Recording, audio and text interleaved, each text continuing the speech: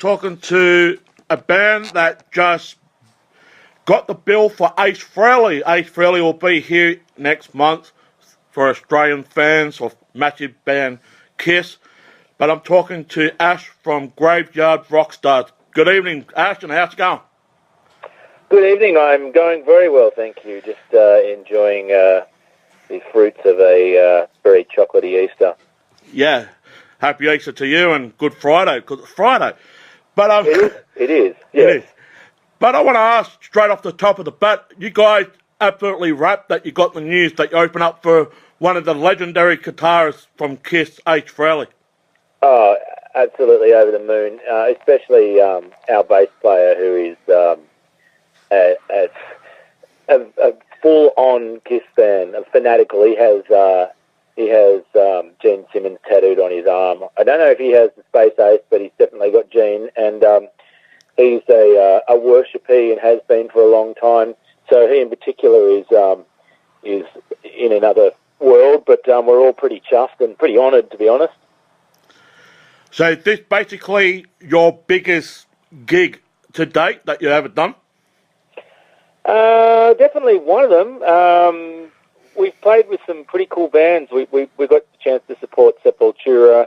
We toured with the Misfits, which was certainly something I never thought I'd ever do. Mm-hmm. Yeah, this is. I guess this is the first time I've played with a Hall of Famer. Yeah, definitely a Hall of Famer. But yeah, I got it just surprised because back in 2010, when Ace Frehley was here, we had a band called Lust from Sydney, up in Newtown, and unfortunately they're not around anymore. But Ron Simmons, who was a guitar player, went to America. I think he's living there now. He played with the band called The Art, and he's also doing another album right now, and Gilby Clarke is one of the special guests on that album. And it's just surprised that the bands from Australia that get on a major scale tour, like Ace Frehley or Sepultura, they're actually raising the bar for Australian standards. Well, I'll tell you something that might make you laugh. I was quite instrumental in his band Last getting that support. And not only that, Ronnie Simmons was also in Graveyard Rockstars when we first started. So there you go. I know Ronnie Simmons very well. Got his guitar pick from last time. Right. Well, he was the original guitarist in Graveyard Rockstars. Sweet. So it's a small world. Yeah, and all that. He's also got a Kiss tattoo, I believe, now too. After that Ace Frehley gig back in 2010, he got a new tattoo done. And man, he's got tattoos all over himself. But he does. But I want to ask, what's been happening with Graveyard Rockets? I know you've done some touring and you've been really busy, especially now that you've got Ace Frehley. But what's been happening at the band as a whole? Well, we cemented a new lineup around about a year ago, which is a couple of members from the Candy Harlots, for any of those over the age of 20, might remember those guys. And we recorded an album in the middle of last year, and we released it in December. So basically, we've just been playing around, doing a few internationals and our own shows, and just promoting that album. We've been getting quite a lot of reviews overseas, so we're looking at getting over there, hopefully a little later on this year. And we go after the Ace tour. We go out on our own first national headline tour. So it's just been, I guess we've just been sort of putting together the pieces so we can, just building a bit of momentum. And strangely enough, we're actually demoing already for the next album. So it's all systems go. We're not wasting any time. We're just trying to put out as much product as we can and hope people enjoy it. They will, certainly indeed. And just a question for the fans, how many songs would you like to play off the last album for this tour for Ace Frehley? Look, our live set is made up of the album, really. There's only one song on the album that we don't do, only because it sort of pushes us over the time frame. So I imagine that it will be very much the same thing, the song from that. We'd like to throw in one or two of the new songs that we've written, but we'll just see how we go. We haven't even tried them in a rehearsal room yet. They're very fresh, so a good portion of the album. Yeah, and it's so hard to create a set list now. You've got to throw one in, chuck one out, move one here, move one there. Every band goes through that. It's like a transitional thing just to create the perfect set list. Yeah, fortunately for us, being, as I said, we had a quite a substantial lineup change some time ago, and we decided to get rid of all our old songs and start fresh with a whole new album, which became our live set. So we've pretty much, we don't have any choice really. They were the only songs we had, which made life easy. But I guess as the new songs come along, we want to road test them and see what see how they work in a live room, and hopefully they go down okay. Are you guys surprised how well this Ace Frehley tour being taken off with the sales of the tickets? I mean, the reason why I'm saying that, certain tours are a hit and miss, especially for an Australian band. If they want to do a club tour around Australia, sometimes they might do well in Melbourne and not so good in Adelaide and so forth in Perth. But right across the board for Ace Frehley, are you surprised how well it's been purchased? Yeah, look, I saw him. I saw the 2010 show, and it was a brilliant show. I think it's the last time. I think they're smaller venues that he's playing now, so that I imagine most of the shows are pretty much close to sold out. I don't find it surprising because I know Kiss are touring as well, and he's liked by so many. He's liked by metalheads and rock guys and girls, and and Kiss were obviously broke through as a mainstream act as well. So I think he's just one of those. He's become such a living legend now that I'm not surprised at all, to be honest. I'm stoked because it means we get to play in front of a big crowd, and then it's always great for an artist when they come out and their shows are full. So he's obviously going to have a great time because the rooms are going to be full.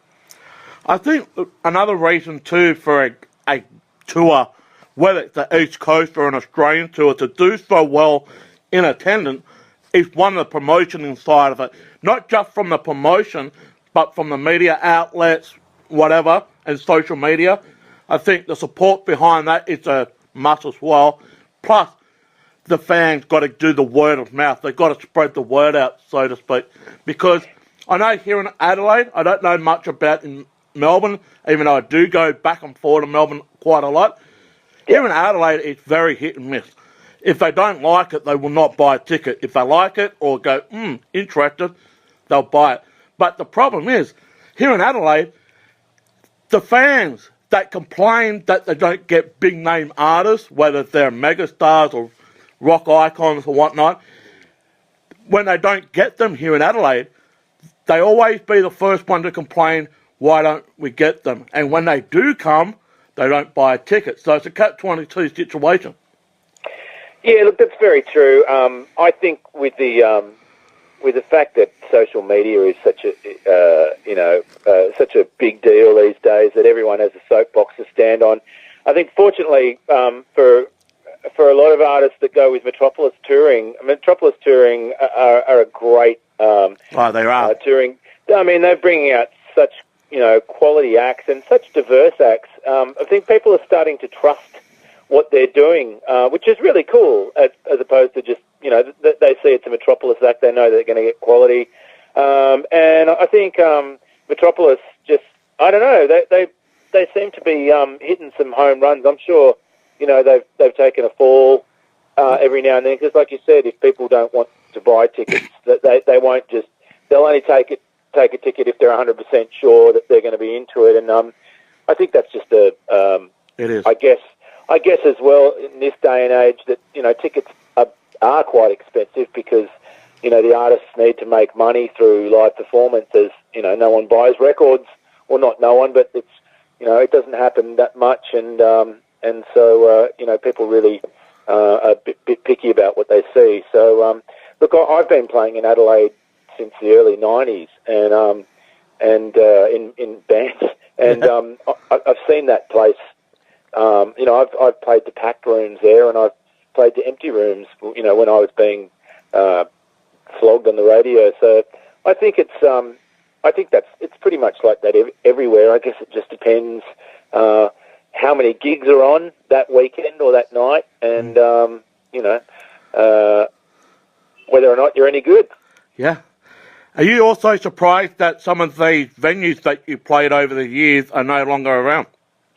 No, look, I've been playing live probably for about 25 years, and I see them come and go all the time. And it's a shame, but we used to play at the synagogue over there all the time, and Lenny's Tavern in Glenelg. That's starting to show my age, but have you played at the Squatters down in the city? I beg your pardon, sorry? The Squatters. I don't think so. I've played a lot of places there, but look, I think the way I look at it is, if a venue has closed and it was a bit of a legendary venue, I guess I try and think to myself, well, at least I got the chance to go there and if not play there. So yeah.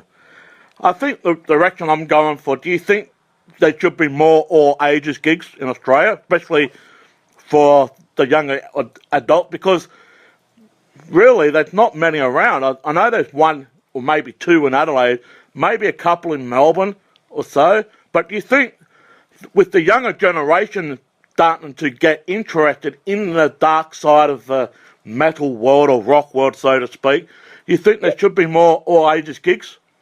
Oh, absolutely. Look, I run a music school for kids called the School of Rock here in Sydney, and the kids I teach, are hanging to go and see bands, and strangely enough, most of them have to wait till they're 18. I know when I was a teenager, we could, it was quite easy to get your hand on fake IDs and stuff like that. And I was watching bands when I was 15, but they really have to, they really have to wait till they're 18. But I see, I used to promote the nights as well, and unfortunately with all ages events, there's no real turnover, because obviously, most live venues, the money that comes through is through alcohol sales, and it's kind of what keeps those bars going. And unfortunately, with all ages events, unless you can get sponsorship, you're really looking at a sort of a low income event, and it's terrible, because years ago there used to be tons of them, but I can see why this happens. It's extremely unfortunate, because these are our future rockers. Yeah, they are. And it's just a shame that some of these kids have to wait till they're 18 in some places just to get those bands as well. But on a positive note, where can they find your material, just for those fans that are interested? Well, our album's on iTunes, Spotify, I think Reverb Nation, and we've got a couple of clips up on YouTube. So, iTunes is the obvious one, and Spotify, and they can can find the full album there. And we will dig out some tunes that I've got personally, that I've already got from iTunes. So I'm going to play it on the episode with this interview for you guys. Lovely. And for the fans out there, because that's our job, is to give the fans exactly what they want. And some of these major outlets like Triple M and that do not play some of these stuff that we do. We're from Australia and we do it. Very true. And this is how we found out about music, through great independent radio stations and street press, which seems pretty much gone these days as well. Yeah, it is. And also the independent online radios are taken off by storm. I think we're overtaking the mainline media at the moment, so it's pretty good. Well, look, when I was signed in the early 90s, I was in a band called Caligula, and I was signed to a major label then, Universal, and we used to do, whenever we had releases and tours, we used to do, 2 days of press. Yep. And I always insisted to them that we did all the regional independent radio stations, local radio stations, because I think they're the best. They always play the best music. They have, a huge percentage of Australian artists, and I don't know. I think they're generally run by music fans because there's no money there. So, kudos to you guys. And also, I used to do the only Australian Kiss radio show once every week on community radio here in Adelaide that went on right around Australia. We had people from overseas tuning in via live stream as well. I was the only guy in Australia that did Kiss for 2 hours on the radio station, so it was pretty cool. That's brilliant. Pretty cool. But, man, that's all the time we got for it. It's great that you guys are playing with Ace Frehley. I'll be going to the HQ one. Oh, not the HQ, the Gov here in Adelaide. HQ was the last one. But those fans in Melbourne who listen to our show will be there cheering you on, and it's going to be an absolute blast for you guys to play with the legendary guitarist, the spaceman himself, Ace Frehley. Well, thank you, and thanks so much for having me, and hopefully we'll get over to Adelaide in the next couple of months, because we haven't been there yet. We're dying to get there as Graveyard Rockstars. Sweet. We'll get the word out and try and get someone over here to get you guys over here. Thank you so much. Thanks, mate, and have a great Easter, and I look forward to hearing from you shortly. Cheers, buddy. Cheers, mate. Catch you later.